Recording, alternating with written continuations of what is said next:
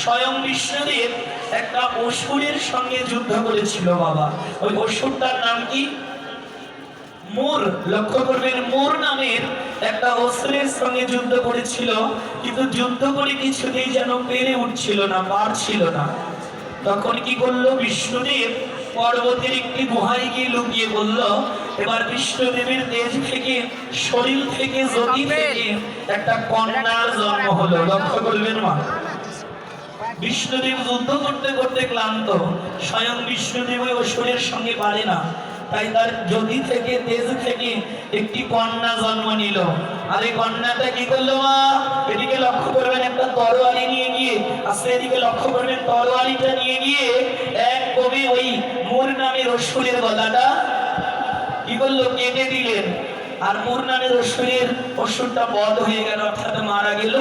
এবং বিষ্ণুদেব জানতে পারল যে তিনি যার সঙ্গে যুদ্ধ করে পারে না, তার তেজ থেকে, জ্যোতি থেকে যে কন্যা হয়েছে, ওই কন্যা গিয়ে মোর নামের অসুরকে বধ করে দিয়েছে। স্বয়ং বিষ্ণুদেব খুশি হয়ে গেল। খুশি হয়ে গিয়ে এবার ওই কন্যাকে বললেন, আচ্ছা মা, তুমি তো অনেক ভালো কাজ করেছ মা, তুমি অসুরকে মেরেছ, আমি যার সঙ্গে পারলাম না, তুমি তাকে বধ করেছ। মা, আমি তোমাকে বর দিতে চাই, তুমি আমার কাছ থেকে বর চাও। বলো তুমি কি চাও? তুমি কি স্বর্গের দেবী হতে চাও? আমি তোমাকে এখন স্বর্গের দেবী বানিয়ে দেব। তখন এই কন্যাটি হাত জোড় করে বললেন, পিতা লজ্জা দেবেন না, সব আপনার কৃপাতেই হয়েছে, আপনার জ্যোতি থেকে আমার জন্ম হয়েছে, তাই আমি স্বর্গের দেবী দেবী হতে চাই না।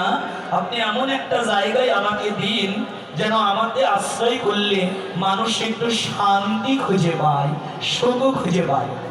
মায়ের আপনারা কেউ দাঁড়িয়ে থাকবেন, ওই দেখুন ওখানে অনেক জায়গা, দয়া করে গিয়ে এসে ওখান দিয়ে বলবেন, হইচই করবেন না, যাদের বসার জায়গা নেই ওখানে অনেক জায়গা, আর এদিকে এগিয়ে আসতে পারে না। শরীর যেন আমাকে আশ্রয় করলে এই জগতের লোক একটু শান্তি পায়, ধর্ম খুঁজে পায়, সেখানে এই দিন। তখন স্বয়ং বিষ্ণুদেব দেখল যে ওই কন্যাটা কোন তিথিতে উৎপন্ন হয়েছে।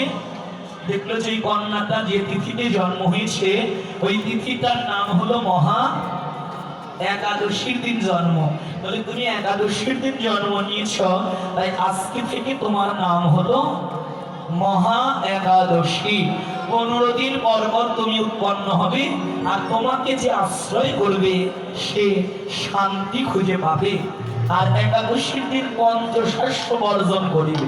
এই একাদশী নিয়ে অনেকেই অনেক রকমের কথা বলে, কিন্তু একটা জিনিস লক্ষ্য করবেন, হরিভক্তি বিলাসে বললেন যে পঞ্চশস্য খাওয়া যাবে না। কি কি আপনারা মিলিয়ে নেবেন। যারা একাদশী করেন তারা 5টি শস্য খাবেন না। এক হলো ধান, জব, তিল, কালাই এবং সরিষা। এই 5 প্রকারের দ্রব্য আপনারা বর্জন করবেন। আপনারা তরকারি খেতে পারবেন, দুধ খেতে পারবেন, ফলমূল খেতে পারবেন, সাবুদানা খেতে পারবেন, তবে আপনার একাদশীটা সম্পূর্ণ হবে। তার আগে একটা কথা আমি বলবো, এখানে যারা প্রসাদ বুঝি, যারা নিরামিষ খান, তারা তো একাদশী করেন ভালো করেই, কিন্তু যারা মাছ মাংস খান, পেঁয়াজ রসুন খান, এখন তারা বলবে আমরাও কি একাদশী করতে পারবো? আমরা তো মাছ মাংস খাই, পেঁয়াজ রসুন খাই।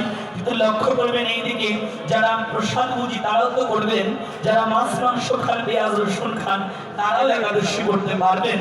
কিন্তু একাদশীর আগের দিনটা লক্ষ্য করবেন, এদিকে মায়েরা, একাদশীর আগের দিনটা আপনারা নিরামিষ খেয়ে নেবেন, তাহলে আপনার একাদশীটা ভালো হবে। এবং দ্বাদশী তো আপনারা করেন মায়েরা নাকি? অনেকেই অনেক কিছু দিয়ে দ্বাদশী করে। কি দিয়ে করেন আপনারা? হ্যাঁ, অনেকেই চাল কলা দেন, অনেকেই ফলমূল দেন, অনেকে মিষ্টি মিষ্টান্ন, দই, রাজভোগ, যে যা